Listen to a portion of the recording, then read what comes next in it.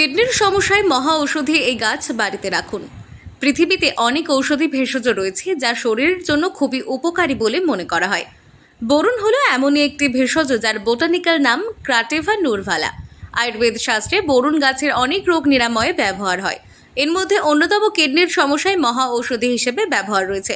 এটি মূত্রনালীর সংক্রমণ যেমন প্রস্রাবে অসুবিধা, জ্বালাপোড়া এবং চুলকানির জন্য একটি কার্যকর প্রাকৃতিক প্রতিকার। এর অ্যান্টি ইনফ্লেমেটরি এবং অ্যান্টিমাইক্রোবিয়াল বৈশিষ্ট্যগুলি এই ধরনের সমস্যাগুলি কাটিয়ে উঠতে কাজ করে। এছাড়াও বরুণের গুঁড়ো এর মূত্রবর্ধক বৈশিষ্ট্যের কারণে প্রস্রাবের অসুবিধা দূর করতে সাহায্য করে। এটা বরুণ গাছ, এটা যাদের কিডনির ক্ষতি হয়েছে বা কিডনি ড্যামেজ হয়েছে তাদের জন্য এই গাছটা ব্যবহার করা হয়। বিশেষত গাছগুলো বড় হয়, যখন বড় হয়ে যায় তখন এর ছাল থেকে খাওয়া যায়, শিকড় খাওয়া যায়, এর পাতাও বর্তমানে খাওয়া যেতে পারে। এই গাছগুলো মানে বিদেশি গাছ। মূলত কিভাবে খেতে হয়? এগুলো পাতা চিবিয়ে খাওয়া যেতে পারে, মানে পাতার রসটা খেতে হবে, তাতে কিডনির আস্তে আস্তে পরিবর্তন হয়। আর ছালটাকেও এইরকম জলে ভিজিয়ে থেকে জলটাকে মানে ধরুন রাত্রে কেটে ভিজিয়ে রেখে দিলাম, সকালবেলায় খেলাম, এতে অনেক উপকার হবে। বরুণ গাছ একটি মাঝারি আকারের উদ্ভিদ।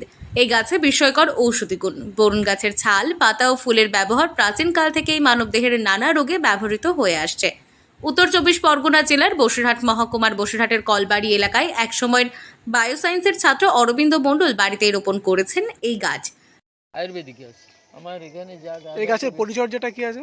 পরিচর্যা বিশেষ কিছু না, আমি টবে চাষ করেছি যাতে সবাই চাষ করতে পারে। আমি বলবো যাদের ছাদ বাগানও করতে পারে। আচ্ছা আচ্ছা। গাছ বড় হয় কিন্তু বড় আমরা করব না, এটা বনসাই করে রেখে দেবো, এটাই হচ্ছে আমার ইচ্ছা। কারণ অত বড় জায়গা পাবো না, অল্প জায়গাতে যাতে করতে পারি, সেই জন্য আমি এখন এটাকে টবে রেখেছি। কিডনি বা পিত্তথলির পাথর ও মুখের মেছতায় এই গাছের ছাল ঔষধ হিসেবে ব্যবহৃত হয়। এটির ফল মানুষের রোগ প্রতিরোধের ক্ষমতা তৈরিতে সহায়তা করে।